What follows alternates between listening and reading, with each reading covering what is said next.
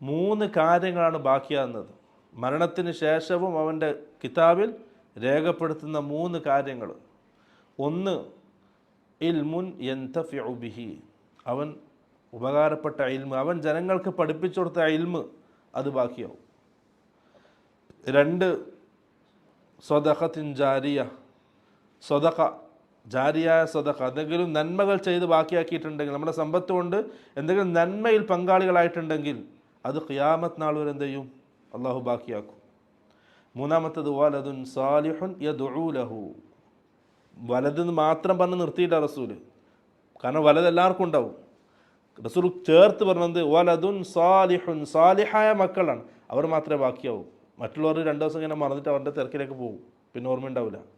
വലദുൻ സാലിഹുൻ യദ്ഉ ലഹു, അള്ളാഹുവിൻ്റെ മുമ്പിൽ സ്വന്തം ഉപ്പാക്കും ഉമ്മാക്കും വേണ്ടി ദുആ ചെയ്യുന്ന സാലിഹീങ്ങളായ